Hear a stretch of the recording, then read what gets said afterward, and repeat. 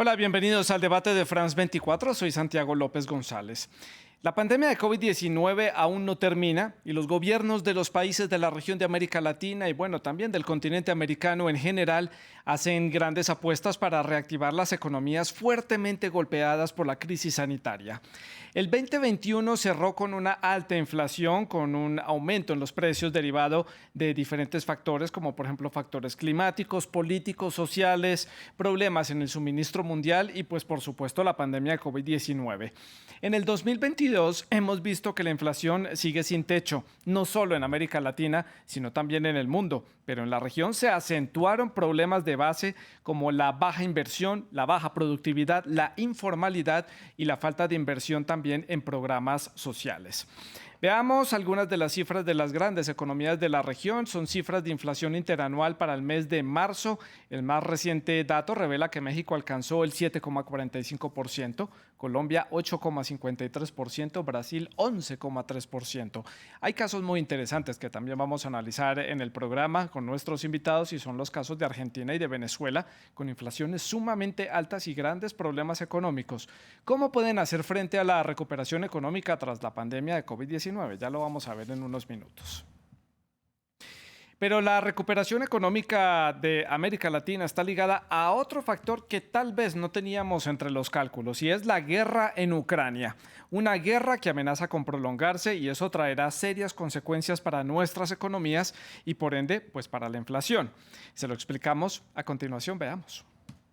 La guerra en Ucrania le sigue pasando factura a la economía mundial y golpea con más fuerza los precios de la canasta familiar. En marzo, Estados Unidos registró la tasa de inflación interanual más alta desde 1981 con un 8,5%, una cifra impulsada por los altos costos de la energía, los alimentos y la vivienda. Esta inflación está carcomiendo el sueldo de los empleados. Lo estamos viendo en este momento si comparamos los salarios hace un año hasta ahora.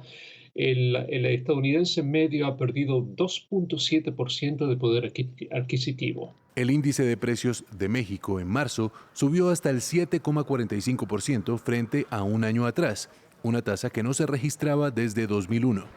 En Colombia, la inflación de los últimos 12 meses hasta marzo llegó al 8,53%. Y en Argentina se espera que en marzo la inflación haya arrojado una tasa interanual superior al 50%, la más alta de Sudamérica después de Venezuela.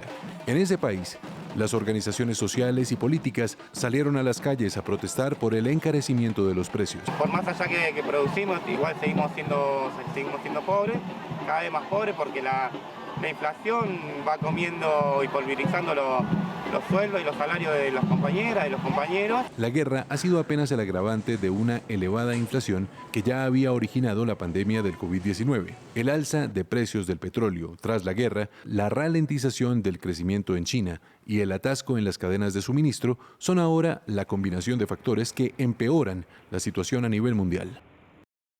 Ya lo vemos, esta preocupación ante el aumento de la inflación es mundial, no solamente América Latina hace frente a esta situación, así lo indicó también la directora gerente del Fondo Monetario Internacional, Kristalina Georgieva.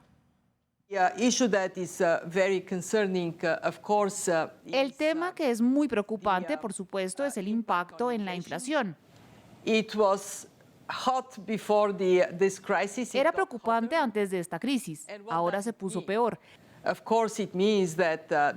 ¿Y qué significa? Por supuesto, significa que habría un impacto en los ingresos reales de las personas y eso puede tener implicaciones para la demanda. Pero también significa que se pedirá a los bancos centrales que intensifiquen sus acciones. Entonces, ¿cuáles son los esfuerzos de los países de América Latina para sacar adelante sus economías? ¿Cómo soportar una pandemia que aún continúa y también las consecuencias de la guerra en Ucrania? ¿Qué tantos sacrificios en planes sociales, inversiones y desarrollo tendrá que hacer la región para sobrellevar esta situación? ¿Cómo enfrentamos la recuperación económica y la inflación sin techo? Es nuestro tema en el debate de France 24. Para analizar este tema hemos invitado a Alejandro Chafuen. Él es columnista de la revista Forbes y también director gerente de International Action Institute.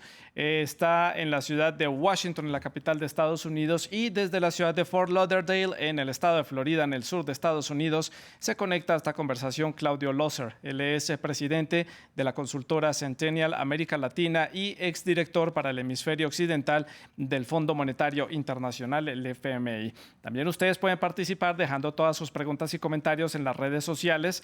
Estamos en Facebook, en Instagram y en Twitter. Nos encuentran como @France24-ES, @Santilogo, que es mi cuenta personal. Nuestra etiqueta es numeral el debate F24. Esperamos sus comentarios y sus preguntas.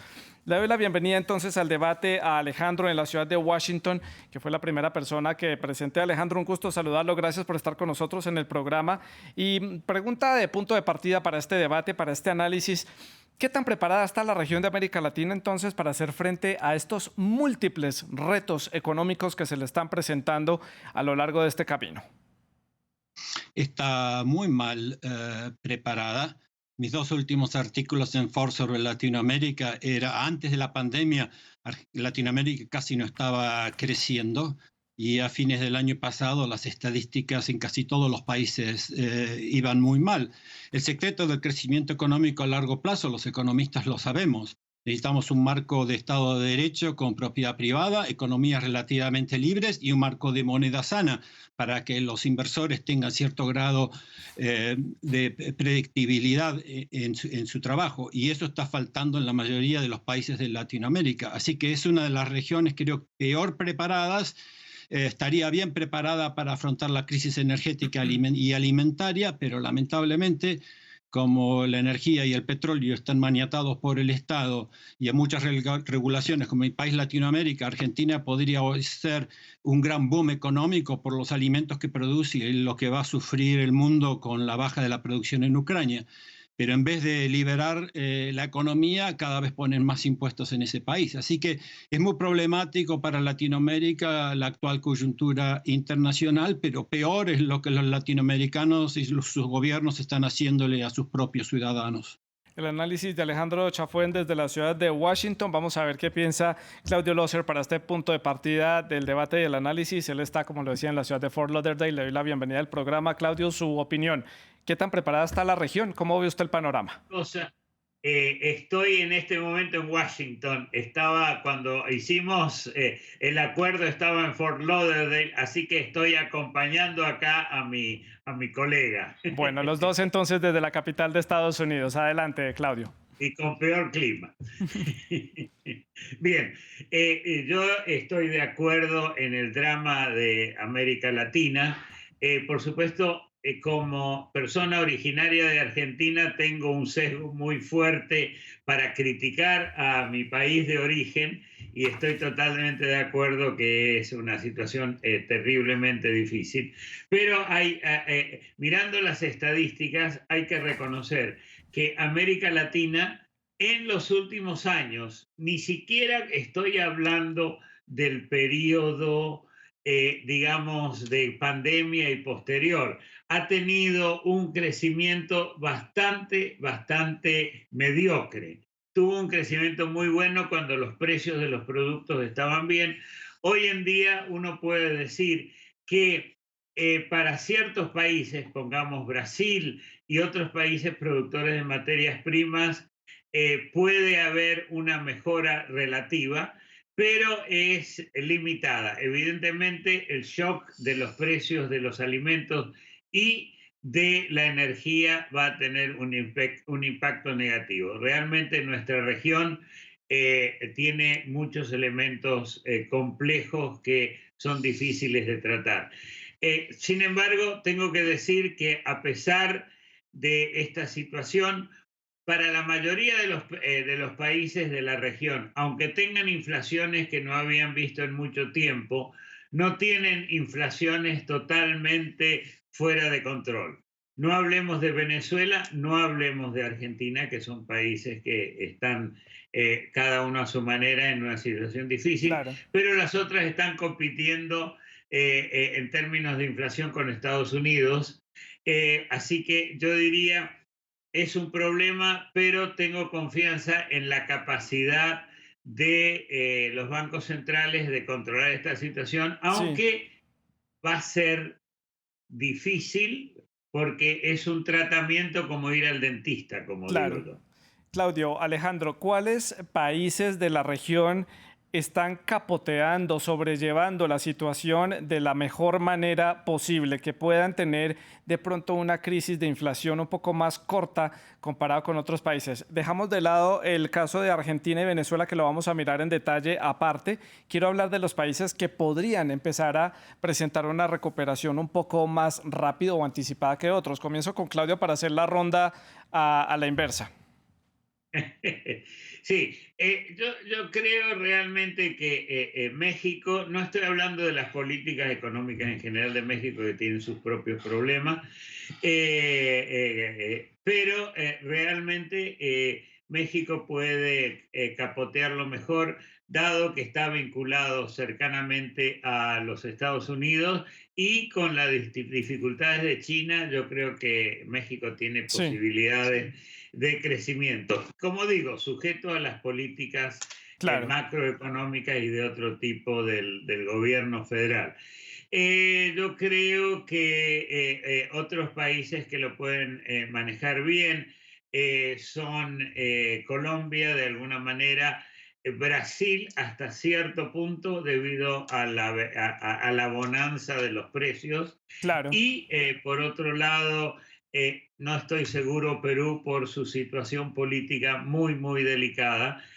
Chile, que normalmente sería uno de los países que yo pondría adelante, no estoy seguro, dado que no hay suficiente certidumbre respecto de las políticas a seguir por el nuevo presidente. Un país que creo que sí puede reaccionar bien es Uruguay, país chico, y otro país pequeño que puede reaccionar bien es Paraguay. Ahí paro por ahora. Y eso que Colombia y Brasil están en carrera electoral, y eso también afecta mucho el panorama económico por la incertidumbre que hay, sobre todo en un país como Colombia.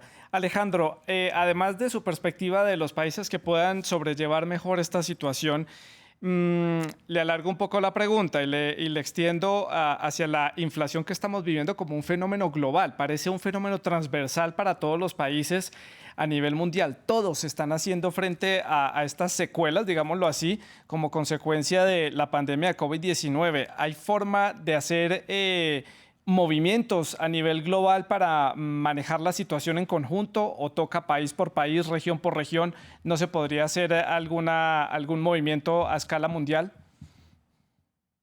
Toco este segundo punto para comenzar.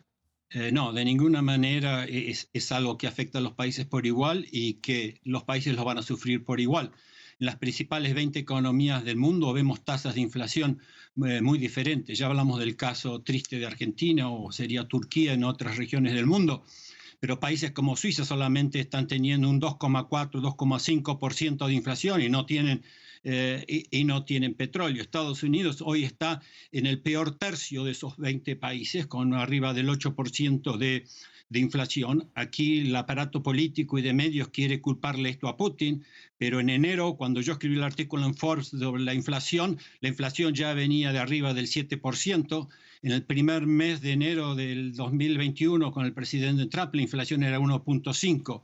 Por la inercia de la emisión monetaria que hicieron los tres presidentes anteriores, yo estaba esperando a que la inflación creciera en Estados Unidos hacia el 3-4%, pero nunca estos niveles tan altos, que son resultado de que los operadores económicos están pronosticando y estaban viendo una política de gobierno norteamericano que, en vez de promover la mayor producción, estaba proponiendo mayores restricciones. Así que fíjense, si la culpa la tuviese Putin, la mayoría de los países de los primeros 20 del mundo tendrían una tasa de inflación parecida, pero esto no es el caso. En el caso, la otra pregunta que tú hiciste, concuerdo mucho con el buen economista Claudio Loeser. Tengo más dudas sobre México y sobre países que enfrentan un posible cataclismo o problema electoral, dado la importancia que yo le doy al Estado de Derecho. Uruguay solamente es 1% del Producto Bruto de Latinoamérica. Chile, veremos. Yo creo que ahora el principal problema del presidente Boric es la Constitución, que es horrenda. pero el Estado de Derecho en Chile, el grado de libertad económica en Chile, su economía más relativamente abierta o más abierta que el resto del mundo, Sí. lo ponía también en buena posición, pero lamentablemente no sabemos, ahora hay también incertidumbre en ese país. Ecuador es otro país que todavía tiene años en el gobierno por delante de Guillermo Lasso, así que ellos también, yo creo, con mi fórmula de moneda sana, propiedad privada y economía libre, que para mí eso es lo que tienen que aplicar los países Sí. latinoamericanos, y cuando lo aplicaron todos los países latinoamericanos crecieron. Alejandro, usted menciona el caso de Estados Unidos, da varios detalles de las cifras de lo que se esperaba que fuera a ser la inflación en Estados Unidos. Claramente las cifras que vemos son superiores. Siendo Estados Unidos la economía más importante del continente americano, ¿esto cómo repercute en las economías latinoamericanas, en países que son dolarizados, en países que dependen económicamente de Estados Unidos en cierta medida, caso México, caso Colombia, países dolarizados como El Salvador, Ecuador, Panamá? ¿Cuál es el análisis que se puede hacer? Bueno, todo dependerá también de las políticas cambiarias de muchos de estos países y la tasa de intercambio y el intercambio económico que tienen los países con Estados Unidos. Hoy en día el país que tiene más relación económica de Latinoamérica con Estados Unidos es México. México y Brasil son 2/3 de Latinoamérica, ¿no? Para poner en perspectiva a tus oyentes. Así que cuanto más baratos sean los productos latinoamericanos para los norteamericanos, sí, más o menos, si no se va de vuelta a una ola proteccionista, quizás algunos países latinoamericanos pueden verse beneficiados en incrementar sus exportaciones a Estados Unidos. Pero todo depende de la política monetaria cambiaria que apliquen y que tengan los países de Latinoamérica hoy en día. Claro. Claudio, lamentablemente tengo que llevarlos a hablar del caso de Argentina y de Venezuela. Obviamente son ejemplos que dan para mucho análisis aquí en nuestra región. Argentina venía arrastrando muchísimos problemas económicos. La situación parece no mejorar tan rápido como esperaban las autoridades después de la pandemia. Ahora se suma el tema de Ucrania, que tampoco pues, les ayuda a estabilizar precios, y vemos que la inflación está en unas cifras muy altas. El análisis que usted puede hacer de Argentina y del caso venezolano, que la buena noticia es que se ha alejado un poco de la hiperinflación. Sí. Yo tengo un problema con mi colega Alejandro aquí, porque estoy totalmente de acuerdo en su presentación. Así que en términos de los elementos cruciales, la Argentina habla mucho de su problema con la pandemia, de su problema con Ucrania y todas esas cosas. Pero el problema de Argentina es un problema que se arrastra hace años. A mi juicio, no es solo de Macri, sino fundamentalmente de los gobiernos populistas anteriores, que no tienen ningún respeto en términos de lo que yo considero un elemento crucial, que es la estabilidad fiscal. La Argentina tiene el problema que considera que no hay tal cosa como una restricción presupuestaria. De alguna manera ahora están tratando de controlarlo. No creo que en este momento la Argentina llegue a hiperinflación, pero el programa con el fondo, que yo he trabajado por mucho tiempo en el Fondo Monetario Internacional, claro. Yo veo que este programa es el mínimo necesario para poder sobrellevar los próximos 2 años con suerte. La actividad económica de la Argentina, el crecimiento económico de la Argentina, aparte de Venezuela, ha sido el peor de la región en los últimos años, con caídas fuertes en el ingreso per cápita. Y eso es un problema, y hay detrás de eso un conflicto político sí. muy serio. El Banco Central en este momento está tratando de hacer algunas cosas para arreglarlo, pero pero esto va a ser muy cuesta arriba, como claro. se dice. El caso de Venezuela es un drama. En última instancia es una economía que la inflación casi no tiene importancia, es una economía de hecho dolarizada, pero con un ingreso que es un ingreso bajísimo. Ha caído realmente a menos de la mitad del ingreso per cápita en los últimos años. Sí, Es una verdadera tragedia. Y por supuesto, el hecho es que con el petróleo se ha podido mantener, no quiero hacer de esto una discusión política, pero el gobierno se ha podido mantener pagando a sus asociados cercanos con el petróleo que exportan, una sí, cantidad cada vez menor, y eso por sí, supuesto claro. hace que se tenga mucho poder. Pero yo diría, la situación de Venezuela es una tragedia Claro. terrible, y la de Argentina una tragedia. Eso Bueno, ya es. vamos llegando a la mitad del programa, me quedan muchos temas todavía por conversar. Alejandro, quiero preguntarle por dos aspectos que usted mencionaba en su intervención al inicio del programa. Usted hablaba de una posible crisis alimentaria a nivel internacional como derivado de lo que se está viviendo en Ucrania, esta falta de suministros de trigo. Ucrania es uno de los grandes productores de trigo a nivel internacional. Ya vemos los precios a donde han llegado y esto cómo afecta a América Latina. ¿Estamos al inicio o a la vuelta de la esquina de una crisis alimentaria a nivel internacional? Bueno, nuevamente, a nivel internacional, las generalizaciones a veces sirven para ciertos análisis, pero son muy simplistas. No, esto va a afectar en forma distinta a varios países. Algunos países del Medio Oriente que importan mucho su trigo, que pueden tener un problema mayúsculo. No creo que esta crisis alimentaria se dé de la misma manera en países de Latinoamérica o países que tienen una gran producción interna de alimentos. Para tus oyentes, por más que el doctor Losser y yo que venimos de distintos mundos académicos, creo que los dos tratamos de mirar seriamente la economía, y por eso cuando tenemos que mirar la realidad estamos de acuerdo. Si hablamos de algún otro tema quizás estaríamos muy en desacuerdo, pero en este tema realmente si emitir moneda sería la solución a los problemas económicos, Argentina sería el país más rico del mundo. Y concuerdo con lo que dijo también Venezuela, es un caso aparte, es una especie así de Estado casi mafia, narcomafia, que se escapa a los análisis de todo parámetro y tiene un gran producto de enorme demanda en el mundo, que es el petróleo. Lamentablemente han disminuido su productividad en la producción del petróleo. Argentina es siempre un enigma, un país que escapa a las estadísticas porque tiene un potencial enorme en muchas de sus zonas, pero tiene ese cáncer que es la falta de Estado de Derecho y falta de convencimiento en la élite política de que es necesario ajustarse los pantalones y tener esa disciplina fiscal que Claudio Losser explicó.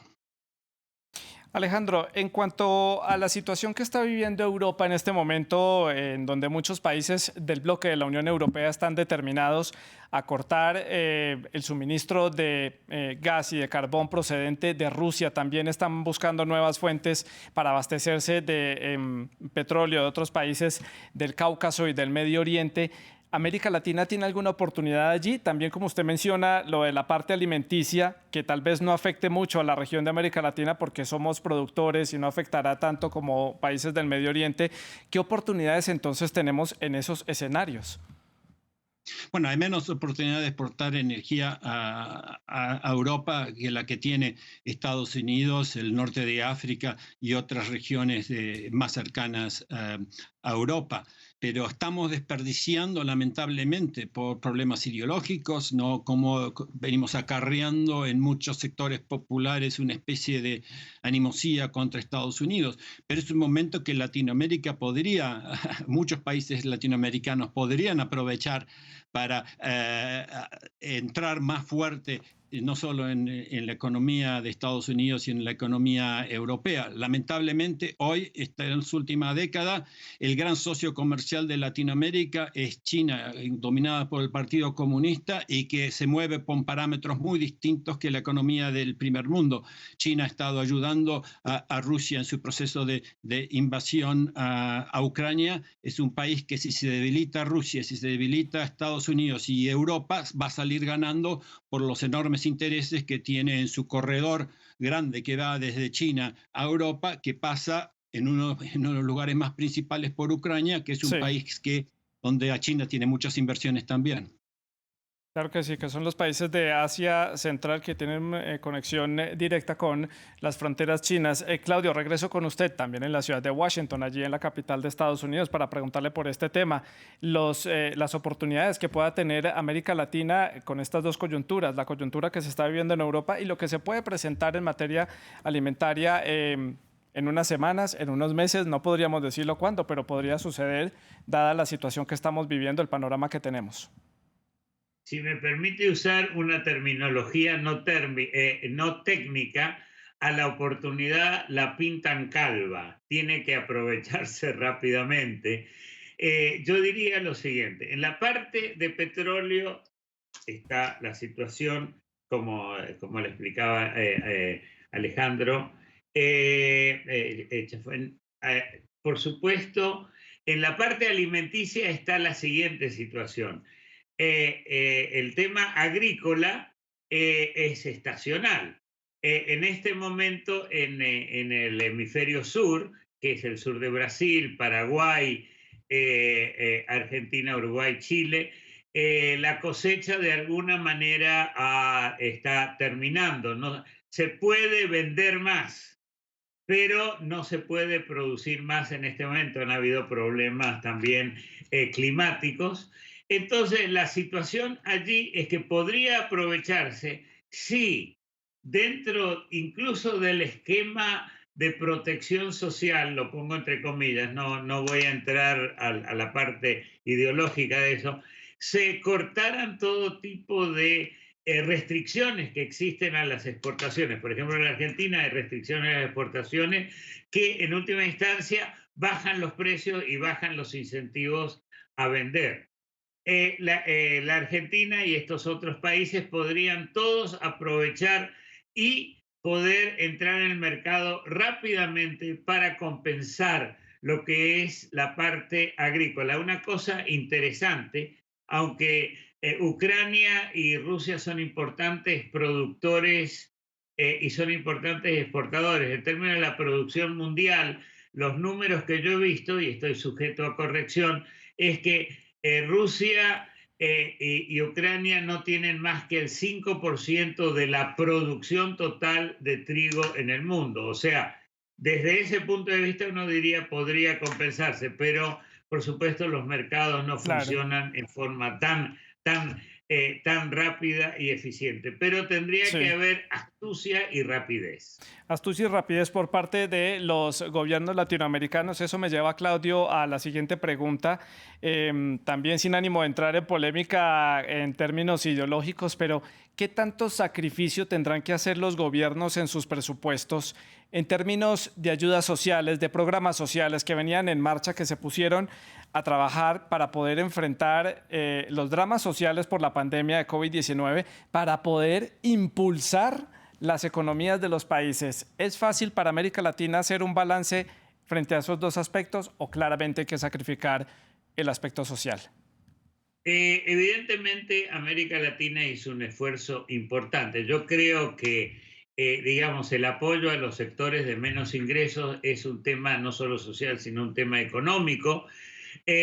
Pero yo diría que, bueno, eso fue en el año 2020 y en principios del 2021. Seguir en este momento es de alguna manera como pasó en Estados Unidos, que dieron digamos, un empujón muy fuerte al gasto social hace un año cuando no hacía falta. O sea, la economía de Latinoamérica no está creciendo como alguna otra, pero está creciendo sin necesidad de esto. O sea, yo creo que habría que mejorar la calidad del gasto. Ha habido en la historia latinoamericana paquetes de ayuda a los más necesitados, pero cuando uno mira los subsidios que se dan en forma indiscriminada a la población, en la Argentina es un caso particular, pero en muchos de los países latinoamericanos también, uno dice, no puede ser que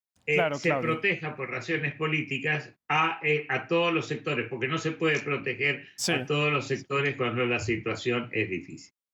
Alejandro, regreso con usted. Allí en la capital de Estados Unidos hablamos de la oportunidad que tiene la región de América Latina como productor de alimentos. Pero, por ejemplo, puede ser una buena ecuación, puede ser estratégico para la región teniendo en cuenta que el 20% de los fertilizantes que importa la región de América Latina proceden de Rusia, son fabricados en Rusia y en este momento precisamente algunos países ya están presentando escasez de fertilizantes. ¿Esto no va a generar más problemas en la producción, en los cultivos que hay en América Latina? Sí, desde ya subirán los precios, porque de vuelta los costos, el aumento de los costos no es lo que produce inflación, porque si no se convalida con emisión monetaria, si gasto más plata en gasolina o nafta, tengo menos plata para gastar en otros bienes y los precios en general no suben. Pero acá, a no engañarse, bueno, yo no participo de lo que se llama la economía keynesiana, que pienso que la destrucción y las guerras son buenas porque generan gasto público. Tampoco pienso que el gasto social es siempre social. Lo que lo está pagando muchas veces, el apoyo es indiscriminado en la mayoría de los países. En algunos se manejó mejor estas ayudas condicionales a los sectores más marginados, pero en la mayoría de los países se repartieron estos fondos como botín político. La mejor política social es un trabajo productivo. ¿Y cómo se consigue un trabajo productivo? Ya hablamos de cuáles son las soluciones. La acusaron no solo los países asiáticos, que son de otra cultura, pero la acusó Irlanda, la acusaron todos los países que, estando a veces en crisis, trataron de reformar sus economías. Habló también el doctor Lázaro, Claudio, sobre el tema de los bancos centrales. Yo no estoy tan optimista con los bancos centrales quizás como es él, pero sí, desde 1980 en adelante se aprendió mucho en el tema monetario. Acuérdense que fue el presidente Carter que nombró a Paul Volcker para parar la inflación con tasas de interés más altas que la inflación, y también fue durante Carter que trajo a Alfred Kahn, que empezó a desregular la economía. Lamentablemente no veo esa voluntad y coraje político hoy en Estados Unidos y en otros países de Latinoamérica, que tienen que hacer un ajuste, pero creo que tienen miedo por mitos de teoría económica a lo que puede suceder. De vuelta, pero la situación no es fácil, pero todo empieza con tener una economía sana, productiva, competitiva, que ayude a crear trabajos sanos y no solamente ayuda social. Alejandro, Claudio, me quedan pocos segundos para finalizar el programa. La conclusión, ¿qué va a suceder con la región de América Latina en materia económica? Comienzo con Claudio. 30 segundos, por favor. Sí, la situación económica es difícil para empezar. La crisis complica las cosas, pero es excusa para no hacer políticas correctas. Yo creo que de todas maneras tiene que aplicarse políticas serias, ciertamente en la parte macroeconómica como condición necesaria. No hay milagros de otra manera. Yo tampoco Alejandro, en eso soy su conclusión. Concuerdo nuevamente con Claudio y pienso que el único país que quizás nos puede dar una sorpresa, quizás puede ser México, pero por razones muy difíciles, raras de política y de vecindad con Estados Unidos más que por otra cosa. Alejandro, Claudio, les agradezco por este análisis para la audiencia de France 24. Ustedes pueden seguir dejando sus preguntas y comentarios en las redes sociales y viendo la programación de France 24. Siga con nosotros.